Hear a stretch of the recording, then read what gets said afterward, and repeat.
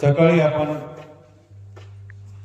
मासळीचा दृष्टांत ग्रहण केला की कशा प्रकारे परमेश्वर आपल्या दृष्टीद्वारे वेदाचं संक्रमण करतात। त्यामध्ये आपल्याला स्वामी श्री चक्रधरांनी आपल्या दृष्टीद्वारे दिलेल्या वेदाचे पात्र आपण ऐकलेत, ज्यामध्ये औरंगजेबातील महादुवा भक्त, बाईसा,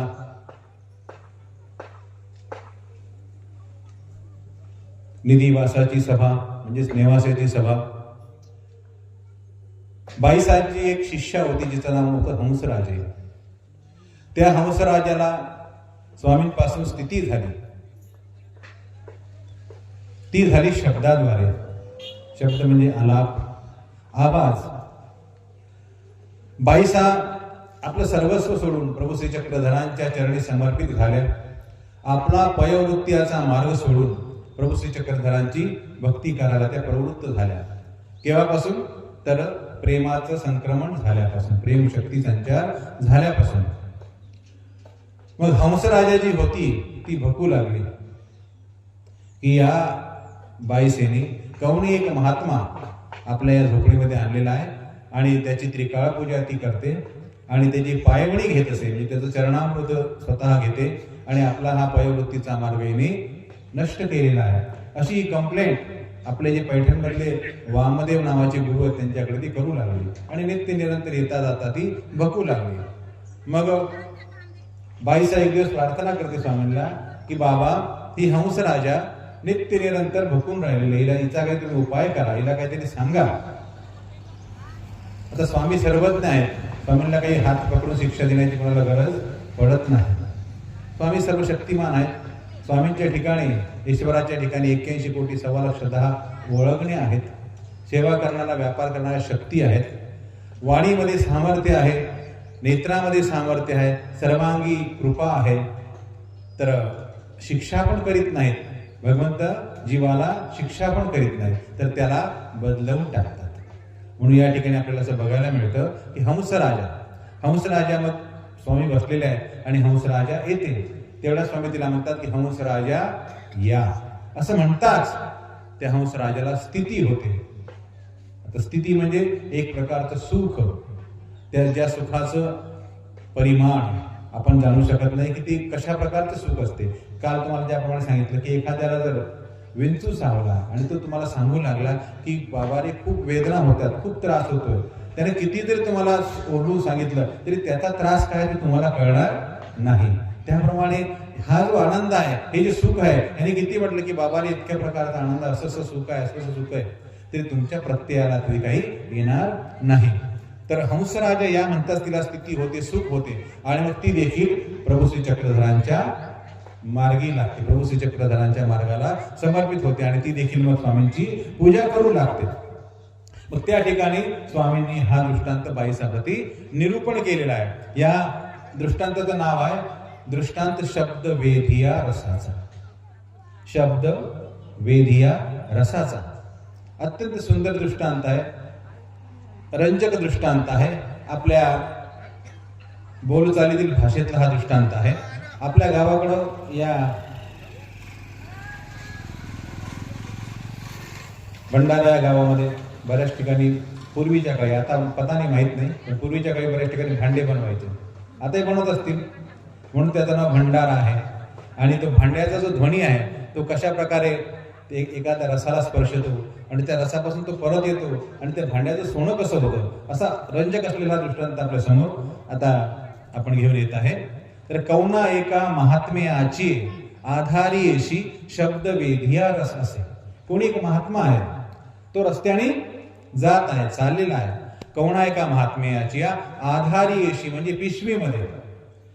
आता या नवीन काळामध्ये वॉटर बॅगे निघाल्या, नाही तर पूर्वीच्या काळी आमच्या लहानपणी आम्ही त्या कपड्याच्या पिशवी बघितलेल्या आहेत की ज्यामध्ये पाणी ठेवायचं आणि ते लटकवून दिलं एसटी मध्ये, बसमध्ये, रेल्वेमध्ये की ते थंड व्हायचं। तर तसे पिशवीमध्ये देखील पाणी हे साठवलं जायचं त्या काळी। तर आधारी अशी शब्द वेधिया रस असे। त्या रसाचं नाव काय? शब्द वेधिया रस। थोडंसं लक्ष द्यायचं आहे की शब्द त्या रसापर्यंत पोहोचला की तिथून तो रिटर्न मारतो, पुन्हा त्या जिथून तो ध्वनी आला तिथेच तो सामावतो. तस तो शब्दवेदी अर्थ त्या महात्म्याच्या पिशवीमध्ये आहे. तो रस्त्याने जात आहे, तो वाटा जात असे, तो रस्त्याने चाललेला आहे. आणि रात्रीच्या वेळेला तसं तर आपण भंडारा नगरीत घेऊ, या नगरामध्ये रात्रीच्या वेळेला सगळे आपले भांडे बनवत आहेत. रात्री नगरांत तोवे तांबे घडत असे. तोवे तांबे, लोखंडाचे तांब्याचे भांडे बनवतात. ते ठोकावं लागतं, त्याला पिटावं लागतं, त्याला आकार द्यायचं जर आहे तांब्या बनवायला त्याला तर ठोकावं लागतं, पिटावं लागतं. आजकालच्या मशिनी थोडी होत्या त्यावेळेला, ठोकून पिटून त्याला गोल बनवायचे, ठोकून पिटून त्याला चौकोनी बनवायचे. तर ते तोवे तांबे असे नगरांत तोवे तांबे घडत असे. रसा ते स्पर्शोणी शब्द आहे. आता त्या तोव्या तांब्याच्या घडवण्याच्या ठोकण्याचा आवाज जो आहे तो निघालेला आवाज त्या महात्म्याच्या पिशवीमध्ये जो रस आहे त्या रसाला जाऊन तो भिडतो, म्हणजे टेकतो. आणि त्या रसाला तो जाऊन आवाज भिडला की तो ध्वनी परत येतो. आणि जे तोवे तांबे आहेत, जे तोवे तांबे घडवून राहिला, रसा ते स्पर्शोणी शब्द मागुता तेथ चिंगली आजा, म्हणजे जिथून तो शब्द आला, जिथून तो ध्वनी आला, परत तिथे जाऊन तो मिश्र होऊन जातो. आणि मग होतं काय, अत्यंत चमत्कारी अशी दृष्टांत आपल्या समोर की होतं काय की मग जे तोवे तांबे आहेत त्याचं काय होतं, सोनं होतं. म्हणजे जिथून तो शब्द आला परत त्या रसाला स्पर्शून जर तो गेला तर त्या तोव्या तांब्याचं काय होतं, सोनं होतं. म्हणजे अगटित अकल्पित असं एखादा म्हणतो की देवाला मागतो की देवा मला सोनं दे, आणि घडी बसल्या बसल्या तांब्याचं सोनं व्हावं. म्हणजे किती काल्पनिक कल्पनारूप आणि चमत्कारिक दृष्टांत आहे की त्याचं ते सोनं होऊन जातं, त्या तोवे तांब्याचं सोनं होऊन जातं. तोवे तांबे असे ते सोने होय, असा हा दृष्टांत स्वामींनी 22 प्रतिनिरूपण केला की तसं तैसे परमेश्वराच्या शब्दापासून, म्हणजे परमेश्वर अवताराच्या शब्दापासून एका वेद संचरती. स्वामींनी काय म्हटलं हंसराजाला, हंसराजा या. हंसराजा या म्हणताच तिला वेद झाला, स्थिती झाली. म्हणजेच आपण काल पाहिलं तर दृक, स्पर्श, आला आणि अंतःकरण.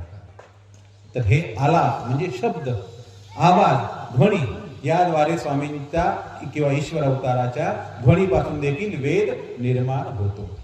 पण ती परमेश्वराची इच्छा असायला पाहिजे, परमेश्वराला देण्याची प्रवृत्ती असायला पाहिजे, तेव्हाच होतो, केव्हाही होत नाही. जसं आता स्वामी या गावून त्या गावाला चालले, त्या गावून त्या गावाला चालले, प्रत्येक ठिकाणी काही स्थान होत नाही. ज्या ठिकाणी परमेश्वराचा मनोधर्म आहे मग तिथे स्वामी जाऊन बसतात. त्याला आपण काय म्हणतो, आसन स्थान. जाता जाता वाटेमध्ये स्वामी बसले, या ठिकाणी आसन झालं स्वामींना. मग त्या ठिकाणचा स्वामींना ईश्वराला मनोधर्म आहे म्हणून स्वामी त्या ठिकाणी जाऊन बसले. आणि मग त्या ठिकाणी मग परमेश्वराच्या मनोधर्माने, परमेश्वराच्या प्रवृत्तीने माया आणि कृपा या दोन शक्तीचा निक्षेप त्या ठिकाणी होतो. अन्यथा मग रस्त्याने चालताना होतो, संबंध झाला परंतु निक्षेप नाही. म्हणजे परमेश्वराच्या मनोधर्माशिवाय आपल्याला वेद होत नाही, परमेश्वराच्या मनोधर्माशिवाय आपल्याला बोध होत नाही, परमेश्वराच्या मनोधर्माशिवाय संबंध देखील निक्षेपल्या जात नाही. तैसे परमेश्वराच्या शब्दापासून एका वेद संचरती. मग आता इथे आपण हंसराजाला वेद घालायला बघितलेला आहे. मग हंसराजा स्वामींची शिष्या होते, तद्वतच त्याचप्रमाणे कोणाकोणाला झालेला आहे. म्हणून आपल्याला केसरात सांगतात की जैसे संतोषाशी. संतोषाशी म्हणजे संतोष नावाचे एक महात्मे आहे, त्यांचं वास्तविक नाव संतोष नाही, त्यांचं नाव काय हे आलेलं नाही, परंतु स्वामींनी त्यांचं नाव संतोष ठेवलेलं आहे. वेरुळीची लीळा आहे. एका अनकयेच्या लेण्यामध्ये ते बसलेले आहेत. स्वामी तिथे जातात, डोकावून बघतात, ते बसलेले आहेत. तर स्वामी त्यांना विचारतात काही येत असा, तर ते काय म्हणतात की असो सुखे संतोषी. उत्तर किती सुंदर जाते की असो सुखे संतोषी, आम्ही इथे सुखे संतोषाने राहतो. स्वामी म्हणतात की ये नगरी भिक्षा करा, तर ते करू आम्ही सुखे संतोषी. ये नगरी आम्ही सुखे संतोषाने भिक्षा करतो. तर असं प्रत्येक गोष्टीला ते सुख आणि संतोष लावतात. तर स्वामी म्हणतात की तुमचे नाव सुखे संतोषे म्हणा, तुमचं नाव संतोष म्हणा. म्हणून स्वामीने त्यांचं नाव काय ठेवलेलं आहे, संतोष. आणि असं म्हणतात त्यांना काय होतं, स्थिती होते, स्वामींपासून स्थिती होते.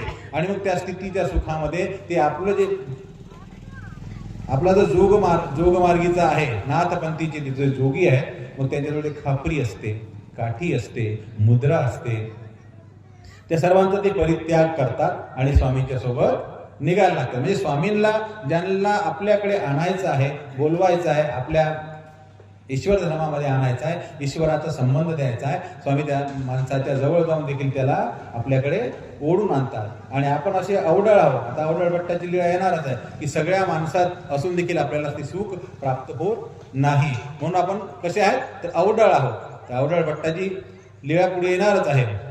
जैसे संतोषाशी विंजुगाची ब्राह्मणाशी, विंजुगा नावाची एक नदी आहे त्या गाव, आणि त्या गावाचं नाव आहे नवगाव. तिथला एक ब्राह्मण त्या देवतेच्या दर्शनाला आला आणि स्वामींनी म्हटलं की देवतेच्या दर्शनाला आलेत असं म्हणतात. त्या ब्राह्मणाला काय झालं, वेद झाला, स्थिती झाली. आणि मग तो स्वामींजवळ स्वामींची पूजा अर्चना करून तो गेला. हंसराजाशी, हंसराजाची लीळा तुम्ही आता या ठिकाणी ऐकलेलीच आहे. आणि अवढळ भट्टाशी, अवढळ भट्ट म्हणजे एलम भट्ट, यांचं नाव काय आहे एलम भट्ट.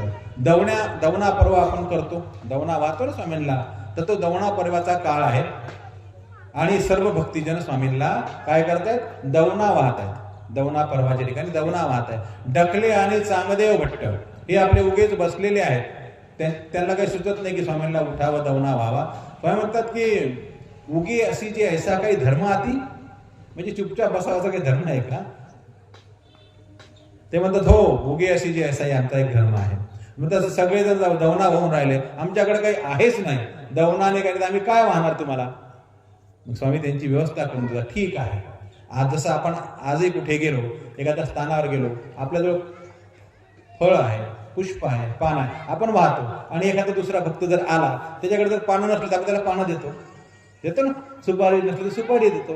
हा देखील आपल्या अंतर्गत एक विधी आहे. तद्वत बाईसाकडून त्यांना दवना दिला जातो. मग ते दवना स्वामींना अर्पण करतात. आणि मग डकल्यांना स्वामींच्या शब्दापासून स्थिती होते. मग स्वामी म्हणतात की उगे अशी जी ऐसा काही धर्म आती, ते म्हणतात हो, आमचा उगे असण्याचा एक धर्म आहे. स्वामी म्हणतात द्वैत आहे की अद्वैत आहे, तर ते अद्वैताचं प्रतिपादन करतात आणि स्वामी द्वैताचं प्रतिपादन करतात. अद्वैत म्हणजे काय, तर हे सर्व ब्रह्म एकच आहे, तुम्ही मी ते सगळं एकच आहे. आणि द्वैत म्हणजे वेगवेगळे आहे. स्वामींचं तत्वज्ञान कसं आहे, तर द्वैत आहे. द्वैत म्हणजे जीव वेगळा आहे, प्रपंच वेगळा आहे, देवता वेगळा आहे आणि परमेश्वर देखील वेगळा आहे. स्वामी म्हणतात की बाबा द्वैत हे प्रत्यक्ष प्रमाण आहे. तू वेगळा आहे, मी वेगळा आहे, याचं प्रमाणच आहे. समोरासमोर दिसूनच राहील ना की तू वेगळा आहे, मी वेगळा आहे. आपण आज बघतो आहे की एका माणसाचा स्वभाव दुसऱ्या माणसाशी मिळत नाही. जर सगळेच ब्रह्म असते तर मग ब्रह्म्याने ब्रह्म्याला मारलं नसतं, ब्रह्म्याने ब्रह्म्याला ठगवलं नसतं, ब्रह्म्याची फसवणूक केली नसती, एवढे कोर्ट कचेऱ्या कागदपत्र लिहायचे काही काम पडलं नसतं. कारण सर्व आपण एकच आहोत. पण आपण एक आहोत का, नाही. आणि आपण वेगवेगळे आहोत, म्हणूनच आपल्याला भक्ती करायची गरज आहे. जर आपण परमेश्वरच असतो, ब्रह्मच असतो, तर मग ब्रह्म्यानेच ब्रह्म्याची भक्ती करायची का, नाही. काही एक आवश्यकता शिल्लक राहत नाही ब्रह्म्याने ब्रह्म्याची भक्ती करण्याची. अर्थातच आपण वेगवेगळे आहोत म्हणून आपल्याला परमेश्वराची भक्ती करावी लागते. आपण वेगळे आहोत म्हणून त्या परमेश्वराच्या पदाला, धामाला आपण गाठण्याचा प्रयत्न आपल्याला करायचा आहे. आपण जर एकच असतो, काही करा, काही करू नका, आणि कालांतराने आपल्याला ब्रह्मातच मिसळायचं आहे, तर मग करायची गरजच काय, कार्यक्रम करायची गरजच काय, स्मरण करायची गरजच काय, अन्नदान करायची गरजच काय. सर्व एकच आहे, तर एका माणसाने जरी जेवण केलं तर सर्व विश्वाचं पोट भरायला पाहिजे. तसं होतं का, नाही. प्रत्येक माणसाला आपापलं पोट भरावं लागतं, आपापलं खावं लागतं. म्हणजेच तुम्ही वेगळे आहात, तुमचा मुलगा देखील वेगळा आहे, तुम्ही स्वतः वेगळे आहात, तुमची पत्नी वेगळी आहे, तुमचे सर्व नातेवाईक, सर्व संबंधी वेगवेगळे आहेत. किंबहुना या शरीरातले जे अवयव आहेत ते देखील वेगवेगळे आहेत. डोळ्याचं काम करतो, कानाचं काम करतो, तोंडाचं काम करतं. हे प्रत्येक अवयव, तुम्ही म्हणता की नाही मी आता तोंडाने बघणार, चालेल का, नाही. डोळ्याने खाणार, जमेल का, नाही. हे सगळं वेगवेगळं आहे. प्रत्येकामध्ये वेगवेगळेपणा आहे आणि हे खरं आहे, याला काही प्रमाण देण्याची गरज नाही असं स्वामी प्रतिपादन करतात. आणि ते स्थितीच्या भरामध्ये मात्र स्वामींना म्हणतात की नाही, हे सर्व ब्रह्मची अवघेत अध्याकार, सगळं ब्रह्मच आहे, जिकडे तिकडे ब्रह्मच आहे असं ते प्रतिपादन करतात. कशामध्ये, स्थितीच्या सुखामध्ये. कारण डकल्यांना स्वामींपासून स्थिती झालेली आहे, शब्दांपासून स्थिती झालेली आहे. मग त्यात एलम भट्ट नावाचे एक भक्त आहेत, ते सगळ्यांकडे बघतात की सगळे सगळे माणसं, सगळे पुरुष त्या ठिकाणी असलेले, सर्वांना स्वामींनी स्थिती दिलेली आहे, सुख दिलेलं आहे. परंतु येलम भट्ट जे आहे त्यांना काही स्थिती स्वामींनी दिलेली नाही. ते सगळ्यांकडे बघतात की सगळे आपले आनंद भोगत आहे. आपल्या तंद्रीमध्ये आहे. ज्याप्रमाणे एखादा गांजा उडलेला माणूस असतो तो आपल्याच तंद्रीमध्ये असतो, बस तशी अवस्था त्यांची आहे. आपल्या सुखामध्ये ते निमग्न आहे, त्यांना जगाची काही पर्वा नाही. आणि मीच एक मात्र असा काऊन आहे अवडळ भट्ट. स्वामी म्हणतात की तुम्हाला काय झालं, तर म्हणते सगळ्या माझी एक अवडळ मीच असे. हे सगळे सुख भरीत दिसत आहेत, आनंद भरीत दिसत आहेत, परंतु यामध्ये एक अवडळ फक्त मीच दिसतोय. असं का? मग स्वामी म्हणतात तुमचे नाव अवडळ भट्ट म्हणा. स्वामी त्यांचं नाव अवडळ भट्ट ठेवून दिलं आहे. वास्तविक त्यांचं नाव आहे एल्लम भट्ट. तर अशा प्रकारे परमेश्वर अवताराच्या शब्दापासून वेद होतो, दृष्टीपासून वेद होतो. दृष्टीपासून तर महत्वाचा वेद होतो ज्यामध्ये प्रेमाचा संचार होतो. दृक्, स्पर्श, आलाप आणि अंतःकरण हे चारही दृष्टांत आपण ऐकलेले आहेत. तेव्हा पुढील दृष्टांत आहे समुद्राचा. समुद्र आपण सर्वांनी कदाचित बघितलेला असेल. जे लोक मुंबईला गेले असतील त्यांनी समुद्र पाहिला असेल की त्याचा अंत आपल्याला काही लागत नाही, कुठपर्यंत त्याची सीमा पसरलेली ते आपल्याला काही दिसत नाही. तर ह्या समुद्राचा दृष्टांत कसा आहे, तर स्वामींनी आपल्याला हा दृष्टांत स्वामींनी खेई गोई प्रति निरोपिलेला आहे. खेई आणि गोई, ज्याप्रमाणे आपण काल माय धुवा ऐकल्या, पैठण नगरीतल्या माय धुवा म्हणजे माय लेकी ऐकल्या, तशाच ह्या घोगर गावीच्या दोमेग्रामच्या जवळ असलेलं एक घोगरगाव, तिथल्या या खेई गोई नावाच्या 2 मायलेकी आहेत. या मायलेकींना स्वामी श्री चक्रधरांनी चतुर्विध दानाचं महत्व सांगत असताना हा दृष्टांत निरूपण केलेला आहे. परमेश्वराची जी दान आहेत ते कोणत्या? लीळादान, संबंधदान, ग्रहणादान, कैवल्यदान, हे 4 दान चतुर्विध दान आहेत परमेश्वराचे. आणि बाकीचे दान परमेश्वर आपल्याला देतात, परंतु परमेश्वराच्या अखत्यारीतले, परमेश्वराला प्रिय असलेले दान हे आहेत. या दानापैकी देतात ते परमेश्वर पैकीचे असतात. बाकीचे देवतांची दानं परमेश्वर देतात. देवतांचे दानं दिलेले आपण बघितलेले आहेत. रामदेवाला दिलेत, दादोसाला दिलेत, आणि इतरांना जो जे वांछील ते तो लाहो. याप्रमाणे स्वामींनी ज्याचा त्याचा अधिकार पाहून त्याला ते दिलेला आहे. या खेई गोई किती श्रीमंत आहेत, तर त्या 800 वर्षापूर्वी त्यांच्या घरी त्यांचा जो देवहारा आहे, देवहारा तो त्या काळी म्हणजे 800 वर्षापूर्वी 5 लक्षाचा होता. एवढ्या त्या श्रीमंत होत्या. म्हणून आपण म्हणतो की आपल्याला काही नाही म्हणून आपण अनुसरावं, म्हणून संन्यास घ्यावा, तर असं नाही. तर त्याग करणे हा संन्यासामागचा मुख्य उद्देश आहे. आणि ज्याच्याजवळ काहीच नाही तो कशाचा त्याग करेल? त्याच्याजवळ काही त्याग करायला काही नाही, म्हणून भगवंताने त्याला देखील विधी वेलाय की देव माझा मी देवाचा. आपल्या वासनेचा त्याग करावा, त्याला कुष्ठ वासनेचा त्याग म्हणतात. की आता जगातल्या ज्या काही वासना आहेत, घर माझं, पत्नी माझी, मुलं माझे, हे सर्व सोडून आता काय म्हणायचं? फक्त देव माझा मी देवाचा. बस एवढं जरी केलं तरी भगवंत त्याला पदरी घेतात. पदरी त्यालाही मोक्ष मार्गाचे द्वार खुले करतात. तर या खेई गोई वशी स्वामी श्री चक्रधरांनी आपल्याला म्हटलं की त्याग जैसा खेई गोईचा, म्हणजे त्यांच्या त्यागाबद्दल स्वामी श्री चक्रधरांनी प्रशंसा केलेली आहे. की त्यांनी आपलं घर सोडलं, दार सोडलं, घरात कुत्रे घुसले, घरातले तुपाचे लोट, दुधाचे लोट बाहेर येऊ लागले. त्यांचा भाचा त्यांना सांगायला आला की तुमचं घर तुम्ही सांभाळा, तुमच्या घरात कुत्रे घुसलेले आहेत. तरी देखील त्या गेल्या नाही. स्वामींना म्हणतात की येतं काही लागते, तुम्हाला काही लागते का? त्या म्हणतात की येतं काही लागत नाही, आम्हाला काही लागणार नाही. तर त्या पाहायलाही गेल्या नाही. भाच्याला म्हणतात तुला काय करायचं ते तू कर, पण त्या परत गेल्या नाही. म्हणजेच ईश्वराला सर्व सोडून, सर्वस्व त्यागून त्या अनुसरतात, परमेश्वराच्या सन्निधानी राहतात. म्हणून स्वामी श्री चक्रधर त्यांच्याबद्दल म्हणतात की त्याग जैसा खेई गोईचा. ते ह्या खेई गोई प्रति स्वामींनी हा समुद्राचा दृष्टांत निरूपण केलेला आहे.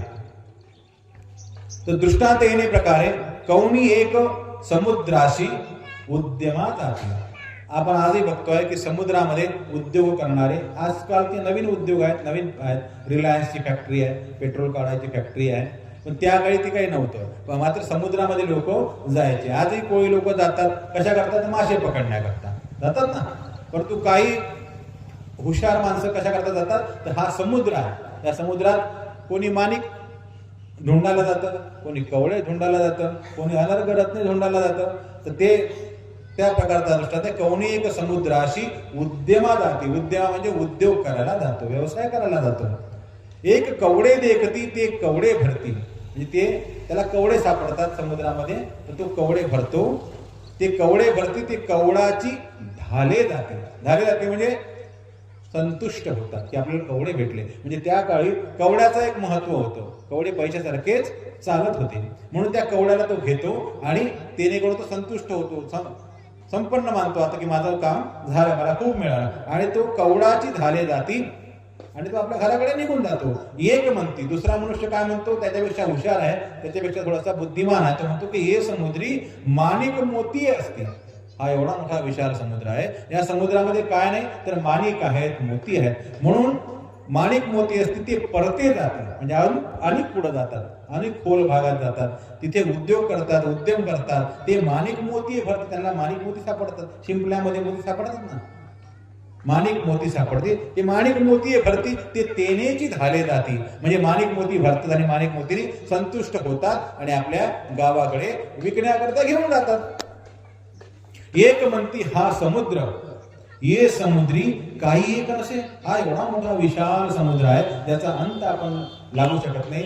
आता आपल्या ब्रह्मवेद शास्त्रामध्ये एक पक्ष येतो की आम्हा समुद्राची सत्ता झाली पर पैल तीर नेलं, म्हणजे पूर्वीच्या काळी पलीकडचा तीर कुठे आहे हे सांगता येत नव्हतं. आजकाल आपण विज्ञानाच्या दृष्टिकोनातून सर्व जग पादाक्रांत करीत आहोत. आपल्याला सर्व जगातल्या काणेकोपऱ्यात आपल्या मोबाईलवरच बघायला मिळतात.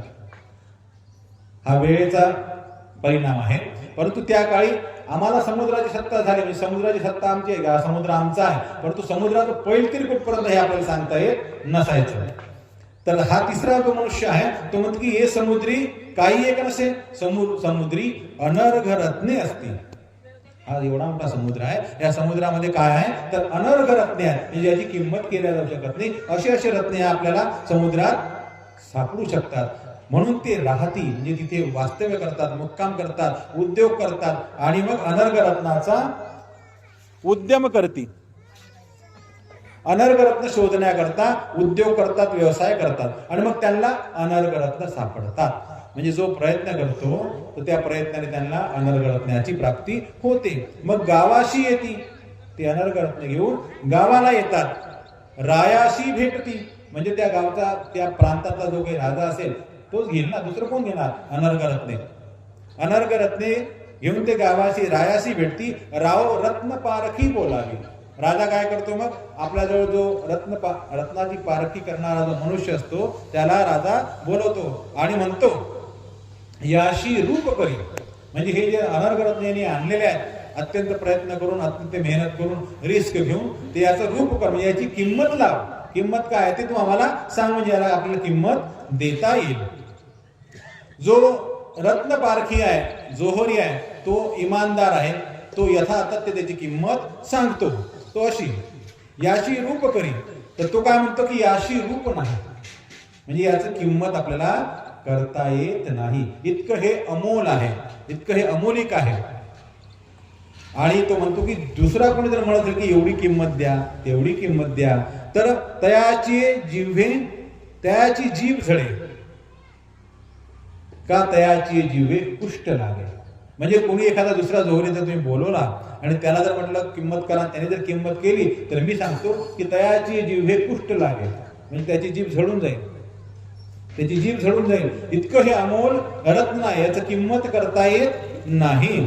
मग तयाशी ओवाळणी पडे. मग राजा प्रसन्न होऊन त्याला इतकं देतो की त्याला ते जन्मभर संपत नाही, खाता खाता त्याला ते संपत नाही. मग त्यासाठी त्याने केलेले प्रयत्न, त्यासाठी केलेले त्याने उद्योग, तो महत्वाचा आहे की त्याने प्रयत्न किती केले, मेहनत किती केलेली आहे, म्हणून त्याचं हे फळ त्याला मिळालेलं आहे. तयाची रत्ने ती तैशीची पडती, तयाशी ओवाणी पडे ते तयाशी खावया होय, म्हणजे जन्मपर्यंत त्याला ते संपत नाही. आणि तयाची रत्ने ती तैशीची असती, एराशी केतुले एकदी खावया झाला. म्हणजे दुसरा जो व्यापारी आहे, व्यवसाय करणारा उद्यम आहे, त्याने पण रत्न आणलेले आहे, परंतु त्याला तेवढी ओवाळणी पडत नाही, काही दिवस पर्यंत त्याचा चरितार्थ चालतो, त्याचा संसार काही दिवसपर्यंत चालतो, महिना, 2 महिने, 4 महिने, 5 महिने, वर्षभर चालेल, इतकं राजा त्याला संपत्ती देतो आणि ते रत्न घेतो. म्हणजेच जो अनर्घ रत्न घेतो त्याच्या मात्र जीवनाचा प्रश्न संपून जातो, जीवनाचं जेवढं काही लागणार आहे ते त्याला मिळून जातं. आणि जो दुसरा आहे ज्याने थोड्या प्रयत्नामध्ये आणलेले आहेत माणिक मोती, त्याला मात्र काही दिवसापर्यंत त्याची व्यवस्था होते, एवढं त्याला पैसे मिळतात. येराशी केतुले एकदी खावया झाले मग नाही, म्हणजे वर्षभर तो खाऊ शकतो. तैसे परमेश्वर सन्निधानी असतात. तैसे, आता तैसे आला म्हणजे केशराज बसांची मूर्ती आपल्या डोळ्यासमोर उभी राहते. तैसे परमेश्वर सन्निधानी असतात. आता केशराज बसांनी आपल्यासमोर रूपक मांडलेलं आहे की परमेश्वराचं सन्निधान आहे. परमेश्वर म्हणजे काय आहे? समुद्र आहे. परमेश्वर म्हणजे काय आहे? समुद्र आहे. आता त्याच्या ठिकाणी येणारे जे माणसं आहेत ते वेगवेगळ्या प्रकारचे येतात. सन्निधानामध्ये सगळे सारखे येत नाही, कथेमध्ये सगळे सारखे येत नाहीत, आपल्या घरामध्ये सगळे सारखे येत नाहीत. म्हणजे इथे काय, इथे पण आपल्याला वेगळेपणा दिसतो. द्वैत म्हणजे वेगळेपणा. तर तैसे परमेश्वर सन्निधानी असता एक शिल्प विद्या झाले जाते. परमेश्वराने काय दिलेलं आहे? शिल्पविद्या. शिल्पविद्या म्हणजे कर्मभूमीपासून इंद्राधिकापर्यंत ज्या विद्या आहेत देवतांच्या त्याला शिल्पविद्या असं म्हटलं जातं. रामदेव दादोसाला कोणती विद्या होती? तर शिल्पविद्या. आपण श्रीचक्रपाणी महाराजांना म्हणतो की 52 पुरुषा विद्या दाणी.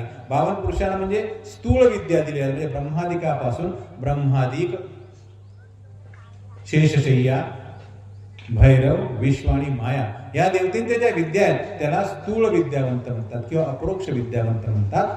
आणि इंद्राधिकापासून खाली कर्म होईपर्यंत ज्या ज्या विद्या आहेत त्याला शिल्पविद्या म्हणतात. तर 84 पुरुषांना श्रीचक्रपाणी महाराजांनी शिल्पविद्येचं दान दिलेलं आहे आणि 52 पुरुषांना स्थूळ विद्येचं दान दिलं आहे. म्हणजे परमेश्वरापासून काय शिल्पविद्या मिळते, देवतेंच्या विद्या मिळतात. तुम्ही जे मागाल ते मिळतं. हो, उभयदृश्य अवतारापासून तुम्ही जे मागाल ते मिळतं. न दिसणारही मिळतं, दिसणारही मिळतं, जे मागाल तुम्ही ते मिळतं. परंतु त्या परमेश्वराकडे काय आहे? सगळ्यात महत्वाचं काय आहे?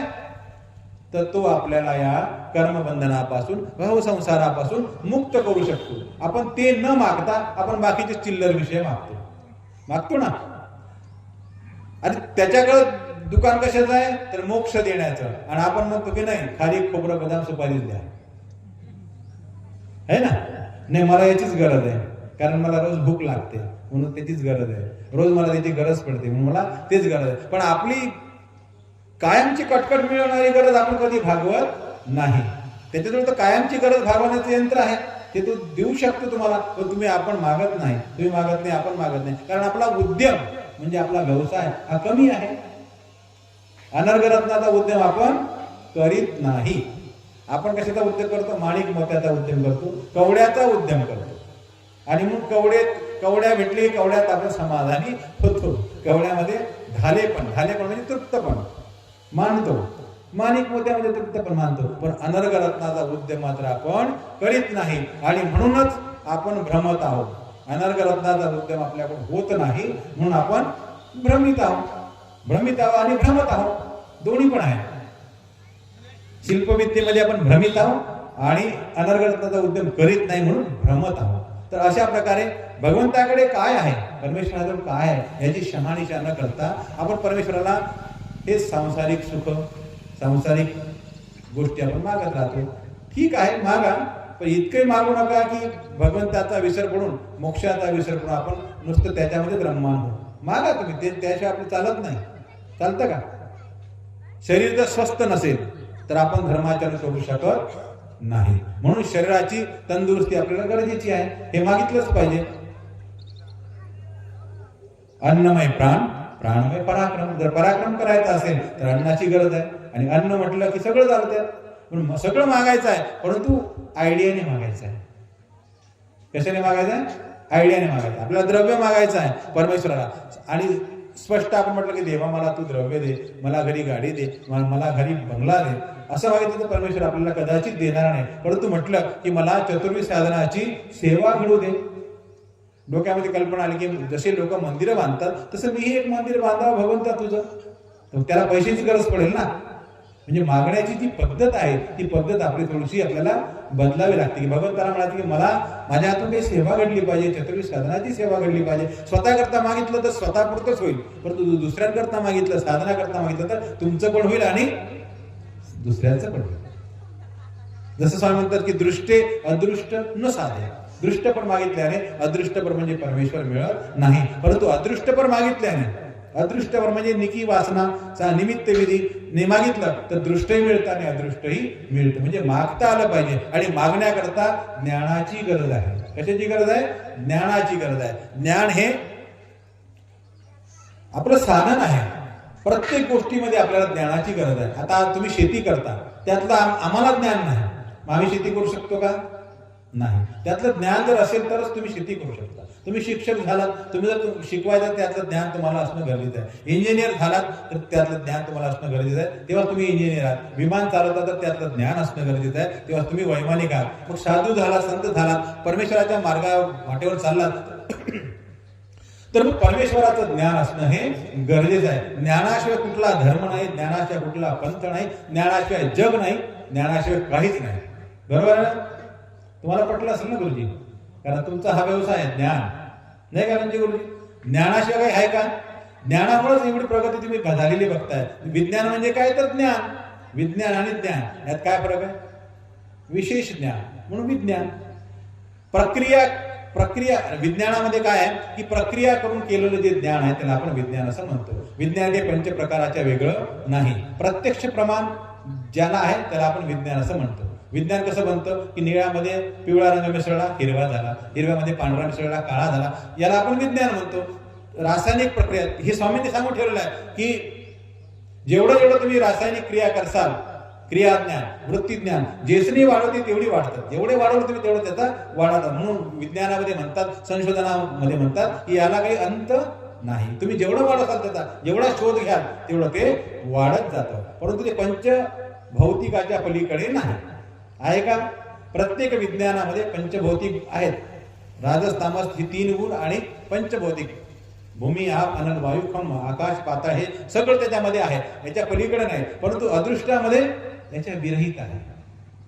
विज्ञान जिथं संपतं त्याच्यानंतर अदृष्ट परमेश्वर जीवात्मा हे सर्व सुरू होतं. जीवात्मा दिसतो का? विज्ञानाला दिसतो का जीवात्मा? शरीर दिसतं. विज्ञान म्हणजे काय? शरीर. विज्ञान प्रयोग कोणाला करतो? शरीरावर. जीवात्म्यावर करतो का? नाही. जीवात्म्यावर विज्ञानाचा प्रयोग होत नाही, होऊ शकत नाही. गोळी खावं लागते कोणाला? शरीराला, नाही का पार्थ? कोणाला खावं लागते गोळी? पोट कोणाचं दुखतं? जीवात्म्याचं नाही दुखत पोट. या शरीराचा फक्त जीवात्म्याला त्याचा त्रास होतो. का त्रास होतो? कारण तो नखापासून केसापर्यंत संपूर्ण तो ओला पोला आहे त्यामध्ये, म्हणून त्याला तो त्रास होतो. आणि माणसाचा मृत्यू होतो म्हणजे ह्या शरीरातून तो प्राण निघून गेल्यानंतर याला किती मारण किती ठोका, आपण मेल्यानंतर त्याला जाळून टाकतो, मातीमध्ये दफन करून टाकतो. त्याला काही ओरडतो का तो? नाही. मग त्यावर काही प्रक्रिया करा तुम्ही, काही फरक पडत नाही. म्हणजेच विज्ञान जे आहे ते दिसणाऱ्या वस्तूपासून होतं आणि अदृष्ट जे आहे परमेश्वराचं जे ज्ञान आहे ते मात्र सूक्ष्म आहे, अतिसूक्ष्म आहे. ते जीवात्म्याचं ज्ञान आहे, परमेश्वराचं ज्ञान आहे, परमेश्वर स्वरूपाचं ज्ञान आहे. आणि हा पलीकडचा सिद्धांत आहे, विज्ञानाच्या पलीकडचा सिद्धांत आपल्याला बघायला मिळतो की जीवात्म्याला मोक्ष होतो, या शरीराला मोक्ष मिळत नाही. जीवात्म्याला मोक्ष मिळतो. आता जीवात्मा कसा आहे काय आपल्याला बऱ्याच ठिकाणी तुम्हाला ऐकायला मिळाले असेल. किती मोठा आहे, किती तो छोटा होतो आणि कशामुळे तो भ्रमत राहतो हे सगळं तुम्हाला अनेक ब्रह्मविद्येच्या प्रवचनाला तुम्ही ऐकलेलं असेल. तर असो, तैसे परमेश्वर सन्निधानी असता एक शिल्पविद्या झाली जाते. म्हणजे शिल्पविद्या जसे रामदेव दादा सारखे शिल्पविद्येला प्राप्त करतात आणि संतुष्ट होतात. आणि स्वामी त्यांना म्हणतात की आमची ब्रह्मविद्या तुम्ही ऐका. तर ते काय म्हणतात की आपली ब्रह्मविद्या राया राणी करावी. तुमची जी ब्रह्मविद्या आहे ती तुमच्या राजाला सांगा, राणीला सांगा. आमचे विद्या मार्ग निरूपावे. आमचे जे विद्या मार्ग आहे, देवतेचा जो मार्ग आहे तो आम्हाला तुम्ही सांगा. प्रभू श्री चक्रधरने त्यांना देवतेचा मार्ग सांगितलेला आहे. त्यांची जी विद्या मळली होती ते देखील स्वामींनी उजळणीत करून दिलेली आहे. तर स्वामी श्री चक्रधर ईश्वर अवतार काहीही करू शकतात. तुमची विद्या देखील मळलेली असते ते उजळीतीला आणून देऊ शकतात. एक अप्रोक्ष विद्या झाली जाते. म्हणजे इंद्रादिकापासून चैतन्य मायेपर्यंत ज्या देवता आहेत त्यांची विद्या झालेली आहे ती परमेश्वराकडून पासून प्राप्त झाली. जसं चक्रपाणी महाराजापासून 52 पुरुषांना विद्या झाली, ते स्थूळ विद्या प्राप्त झाली, त्याने करून ते संतुष्ट झाले. एक म्हणती हा परमेश्वर, हे परमेश्वरी काही एक नसे, हा परमेश्वर आहे. या परमेश्वराजवळ काय नाही, हे परमेश्वरी ब्रह्मविद्या असेल. काय आहे तर सर्वात श्रेष्ठ काय आहे तर ब्रह्मविद्या. तर ती ब्रह्मविद्येचा उद्यम करते. मग जे ब्रह्मविद्येचा उद्यम करतात म्हणजे त्याला आपला जन्म देतात, त्यासाठी कष्ट करतात, त्यासाठी मेहनत करतात, तयाशी ब्रह्मविद्या होय. जो ब्रह्मविद्येसाठी मेहनत करतो त्याला ब्रह्मविद्या होते. नाहीतर परमेश्वराचं सगळंच आहे, जे मागाल ते तुम्हाला ते मिळतं. शिल्पविद्या मिळते, अप्रोक्ष विद्या मिळते, सांसारिक सुख मिळतात, द्रव्य मिळते, संपत्ती मिळते, सगळंच मिळतं. परंतु तुम्हाला जर ज्ञान झालं की या परमेश्वराजवळ ब्रह्मविद्या आहे आणि ही ब्रह्मविद्या जीवात्म्याचा उद्धार करणारी आहे, या भवसंसारातून, या दुष्टचक्रातून आपल्याला मुक्त करून परमेश्वराचं परमधाम प्राप्त करून देणारी आहे. तर मग जो शहाणा आहे, हुशार आहे, तो कोणाचा कशाचा उद्यम करेल? ब्रह्मविद्येचा उद्यम करेल, अनर्घ रत्नाचा उद्यम करेल. की एकदाच काय करायचं ते करायचं आणि जन्मभर खायचं. एकदा परमेश्वर प्राप्तीला गेले की मग पुन्हा या भवसंसारात येणे नाही. तर मग त्याचे अवघे यातायात पारुपती, म्हणजे ज्याने ब्रह्मविद्येचा उद्यम केला, अनर्घ रत्नाचा उद्यम केला, त्याला पुनश्च या भवसंसारामध्ये यावं लागत नाही. आणि तुम्ही सर्व ब्रह्मविद्येचे विद्यार्थी आहात. तुम्ही आम्ही सर्व कशाचे विद्यार्थी आहोत? ब्रह्मविद्येचे विद्यार्थी आहोत. म्हणजे आपण अनर्घ रत्नाचा उद्यम करणारे माणसं आहोत. आणि खऱ्या अर्थाने आपण ब्रह्मविद्येचा उद्यम करावा, तरच आपल्याला तो परमेश्वर आपल्याला मिळणार आहे. तर तुम्ही आता प्रत्येक माणसाने ठरवायचं आहे की आपण शिल्पविद्या घेऊन संतुष्ट व्हायचंय, की स्थूल विद्या घेऊन संतुष्ट व्हायचंय, की भौतिक सुख साधने घेऊन संतुष्ट व्हायचंय, की ब्रह्मविद्येचा उद्यम करायचा आहे, म्हणजे अनर्घ रत्नाचा उद्यम करायचा आहे. हे प्रत्येकाने ठरवायचं आहे. कारण माळेकराच्या दृष्टांतामध्ये स्वामींनी आपल्याला सांगितलेलं आहे की 2 वाटा प्रकाशल्यानंतर फक्त वाटा सांगतात परमेश्वर की ही वाट जंगलामध्ये जाते आणि ही वाट गावामध्ये जाते. कोण्या वाटेने जायचं आपण ठरवायचं आहे. स्वामी म्हणतात की या वाटेत जाशी तर चोरे नागवी जशी का वाघे काही जशी. जंगलाच्या वाटेने जर तुम्ही जाल तर तुम्हाला चोर नागवतील, म्हणजे लुटून घेतील, किंवा वाघ खाऊन टाकेल. आणि पाटणपुराला जाणारा जो रस्ता आहे, गावाकडे जाणारा रस्ता आहे, जेणेकरून तुम्हाला गाव मिळेल, शहर मिळेल, तिथे सुविधा मिळतील. जायचं कोण्या वाटेने हे आपण ठरवायचं आहे. तिथे परमेश्वर आपला हात धरीत नाही. परमेश्वर तुम्हाला बंधन करीत नाही. का करीत नाही? काल सांगितलं तुम्हाला का करीत नाही, सांगता येईल का? तुम्ही नव्हते का? तर आपल्याला हे युक्त देह दिलेला आहे. या युक्त देहामध्ये चातुष्ट दिलेले आहे. चातुष्ट म्हणजे 4. चातुष्ट म्हणजे 4, मन, बुद्धी, चित्त आणि अहंकार, याला चातुष्ट असं म्हणतात. आणि 5वी काय दिलेलं आहे? चातुष्टामध्ये बुद्धी पण दिलेली आहे. ही बुद्धी प्राण्यांजवळ नाही, कुणाजवळ नाही, फक्त एक मनुष्याजवळ आहे. आणि या मनुष्याच्या ठिकाणी सर्व युक्तत्व दिलेलं आहे. म्हणजे अखिल ब्रह्मांडीच्या ज्या देवता आहेत त्या सर्वांचे अंश या शरीरामध्ये आहेत. आणि ते असणं गरजेचं पण आहे. ते जोपर्यंत जर आपल्या शरीरामध्ये राहत नाही तोपर्यंत तुम्ही ब्रह्मविद्येचे पण अधिकारी होत नाही. ब्रह्मविद्या ऐकण्याला अधिकारी होत नाही. डोळे आहेत पण दिसत नाही, म्हणजे सूर्याचं सामर्थ्य नाही. नाकाला वास येत नाही, म्हणजे यमाचं सामर्थ्य नाही. कानाच्या ठिकाणी ऐकू येत नाही, म्हणजे त्या देवतेचं सामर्थ्य नाही. प्रत्येक ठिकाणी सामर्थ्य कार्य करतो, ते विज्ञानाला दिसत नाही. विज्ञानाला फक्त बिघाड झालेला दिसतो, परंतु सामर्थ्य जर गेलं एकदा की त्याला किती काही करा ते दिसत नाही. विज्ञान त्याला दुरुस्त करू शकत नाही. म्हणजे सामर्थ्य त्या देवतेला, मनुष्याला दिसत नाही. म्हणून ह्या देहाच्या ठिकाणी युक्तत्व तुम्हाला दिलेलं आहे आणि बुद्धी दिलेली आहे. पाप पुण्याचं ज्ञान तुम्हाला समजतं. पाप केल्याने नरक मिळतात, पुण्य केल्याने सुख मिळतं, याचं ज्ञान तुम्हाला दिलेलं आहे. आणि मनुष्य देह प्रत्येक योनीमध्ये सर्वश्रेष्ठ असलेला देह आहे. पशु पक्ष्यांना पाप पुण्याची निष्पत्ती लागत नाही. वाघाने जर शिकार केली तर त्याला पाप लागत नाही, परंतु माणसाने जर शिकार केली तर त्याला पाप लागतं. माणसाने जर माणसाला मारलं, माणसाने पशु पक्ष्यांना मारलं, माणसाने कुत्र्याला मारलं, डुकराला मारलं, त्याला ते पाप लागतं. कारण तुमच्यावर बुद्धी आहे आणि तुम्ही अधिकारी आहात. कशाचे? मोक्षाचे. मोक्षाचं लायसन तुम्हाला दिलेलं आहे की तुम्ही आता ही गाडी चालवा, पण तुम्ही ती गाडी सोडून बाकीचे गाड्या चालवता. म्हणजे डुकराला मारता, कुत्र्याला मारता, माणसाला मारता, तर मग तुम्हाला परमेश्वराने पाप भोगावची तुम्हाला तयारी सांगितलेली आहे की जो जे करील ते भोगावं लागेल, जो जे पेरेल त्याला ते मिळेल. जर तुम्ही परमेश्वराच्या वाटेने चालू लागला आणि प्रत्येक गोष्टीविषयी क्षिती बाळगत आपला धर्म शेवटाला धरला तर निश्चितपणे परमेश्वर मिळतो.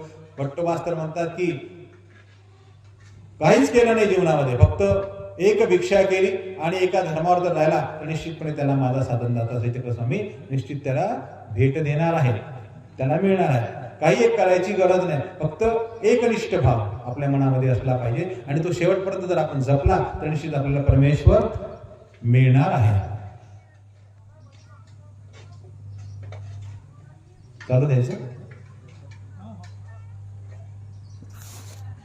तर अशा प्रकारे आपण सर्व अनर्घ रत्नाचा उद्यम करणारे पुरुष स्त्री आपण सर्वांनी अनर्घ रत्नाचाच उद्यम करावा अशी अपेक्षा मी व्यक्त करतो. आणि पुढील जो दृष्टांत आहे, पुढील दृष्टांत आहे सोमकांताचा.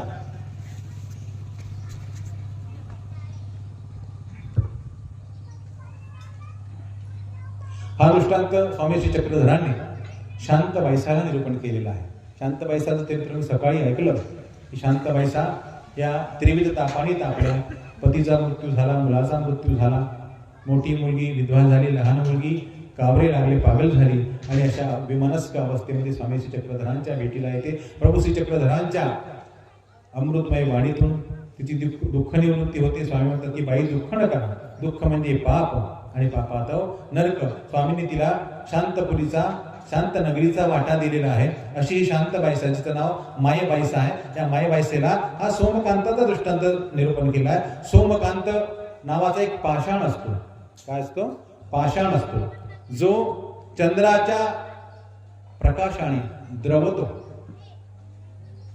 उन्हाळ्यामध्ये सर्व पृथ्वी सूर्याच्या उष्णतेमुळे तप्त होते आणि मग रात्र झाली, चंद्राचा प्रकाश पडला की सगळं शांत होतं. दगड, पाषाण सगळे शांत होतात. परंतु सोमकांत नावाचा जो दगड असतो ना, तो द्रवतो, म्हणजे त्या शीतलतेकडून, चंद्राच्या शीतलतेकडून पाझरतो, त्याच्यातून पाझर फुटतो.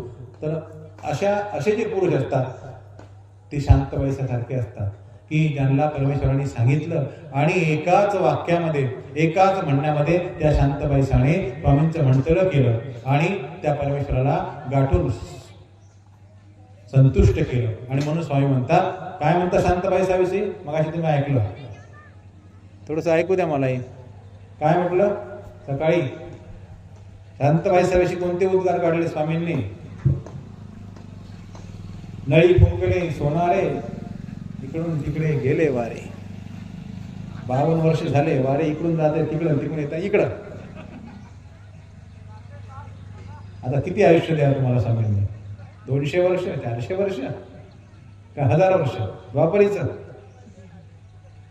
कलियुगाचं आयुष्य 100 वर्षाचं आहे. त्या ते आता रोग पीडा 60-70 झाले की बस झालं ते बाबा आता. तर स्वामींनी शांतबाईसाविषयी म्हटलं की येथून म्हणतले ते म्हातारी येशीच घडले. म्हणजे आम्ही जे सांगितलं ते जसंच तसं यथातथ ते कोणाला घडलं? शांतबाईसाला घडलं. या शांतबाईसाप्रती हा सोमकांताचा दृष्टांत स्वामींनी निरूपण केलेला आहे. तर दृष्टांत येणे प्रकारे चंद्राचा रश्मी करून शिळा पाषाण द्रवती, शिळा पाषाण निवती. म्हणजे चंद्र निघाला की उष्णतेच्या उन्हाळ्याच्या दिवसामध्ये सगळीकडे रात्रीची शांतता होते, सगळे पदार्थ थंडे होतात, निवतात, शांत होतात. चंद्राचा रश्मी करून, रश्मी म्हणजे किरण, त्या रश्मी करून शिळा पाषाण लतागुल्मे निवती. लतागुल्मे, वेली, वृक्ष सगळे शांत होतात, निवती. पर द्रवती ना, द्रवत नाही, त्यांचं पाझर फुटत नाही. तैसा सोमकांत नव्हे. सोमकांत नावाचा जो पाषाण आहे आपण बघितलेला नाही, ऐकलेला आहे फक्त दृष्टांतामध्ये, प्रत्यक्ष काही आपण अनुभवलेला नाही. तैसा सोमकांत नव्हे तो द्रवे, म्हणजे त्याला तो इतका मृदू आहे, इतका तो अधिकारी आहे की त्या चंद्राच्या नुसत्या शीतलतेकडून तो द्रवतो. तो द्रवे तैसे परमेश्वर सन्निधानी, तसे परमेश्वराच्या सन्निधानामध्ये अनेक प्रकारचे माणसं येतात. काही सोमकांताच्या दृष्टांतीचे असतात, तर काही नदीतला जो गुंडा असतो, पाण्यातला गुंडा, कितीही पाण्यात भिजला, फोडून पाहिला तर कोरडाच, तसे पण असतात. काही काही असे असतात की कितीही त्यांच्यावर वर्षाव केला, मारकंडासारखे, की त्याला म्हटलं की हा विधी तू कर, मग तुला आम्ही हे देऊ, ते देऊ, तरी देखील त्याच्याकडून एक भिक्षा मागणं होत नाही. जातो गावात, एकाच ठिकाणी जेवतो आणि गावातलं म्हणतात तुमच्याकडे काही उरलेलं आहे का? म्हणतात हो, तर ते द्या माझ्याकडे. मग भातच घेऊन येतो, स्वामींना दाखवतो. त्या म्हणतात की आज भातच आला. हो, आज गावामध्ये पेव फुटलं होतं, आज सगळीकडे भातच झाला, तर भातच घेऊन आलो. म्हणजे एक विधी देखील ते करू शकत नाही. मार्कंड नावाचा जो आहे, बाईसांचा भाचा आहे, स्वामी त्याला किती वेळा शिक्षा पण करतात. तो स्वामींचे कवडे काय करतो, स्वामींचे वस्त्रप्रसाद जे असतात तो फाडतो, त्यांचा प्रकाश त्याला दिसतो, अजून फाडतो. ते फाडता फाडता सुख वाटतं, अजून फाडत जातो. म्हणजे ईश्वराचं म्हणतं स्वामीच्या सन्निधानात गेल्यानंतर देखील करत नाही. माणिक दंडी मार्गी नाथोबा, माणिक दंडी मार्गी नाथोबा. स्वामी म्हणतात हे तुमचं पोते, हे तुमचं विराट, हे तुम्ही सांभाळ, मी चाललो. असे जी बातमी असतात, ईश्वराला सोडून देखील जातात, ईश्वरावर रुष्ट होतात. आऊसाई एक वेळा स्वामीशी भांडते आणि रागारागाने निघून जाते. म्हणजे परमेश्वराच्या सन्निधानात गेल्यावरही माणसाचे राग, द्वेष, लोभ हे सुटत नाही. तिथेही तो आपले कारनामे दाखवतच असतो. रामदेव दादोस त्यांना माहीत आहे की परमेश्वर श्रीचक्र स्वामी हे ईश्वर अवतार आहेत. ढकल्यासोबत स्वामी पाणी खेळतायत, पाण्यामध्ये खेळतायत. ढकले स्वामींच्या अंगावर पाणी उडवतात. तर रामदेव दास म्हणतात अरे तू हा जो खेळ खेळतोय ना, येणेकरून तू नरकाला जाशील. का तर स्वामी ईश्वर अवतार आहेत हे त्यांना माहित आहे. दुसऱ्याला सांगायला ईश्वर अवतार आहे हे त्याला माहित आहे, पण स्वतः मात्र म्हणतो की आमचे विद्या मार्ग निरूपावे, आम्हाला तुमची ब्रह्मविद्या नको. ढकलायला सांगताना काय म्हणतात, अरे तू ईश्वर अवतारावर तुझ्या लाथेने पाणी उडवतो, नरकाला जाशील तू. ढकल्यावर तू शांत बस रे, स्वामींनी सांगितलं म्हणून आम्ही खेळतोय. स्वामी म्हणतात की रे बाबा आम्हाला आवडते म्हणून आम्ही खेळतोय याच्यासोबत, ही आमचीच प्रवृत्ती आहे. म्हणजे दुसऱ्याला सांगता येतं की हे ईश्वर अवतार आहेत, त्यांच्यावर तू पाणी उडवतो, तू नरकाला जाशील. आणि स्वतः मात्र की म्हणतो की माझी विद्या जी आहे ती विद्या मला तुम्ही द्या, देवतेचा जो मार्ग आहे तो मला तुम्ही द्या, तुमची जी ब्रह्मविद्या आहे ती तुम्ही राजाला सांगा, राणीला सांगा.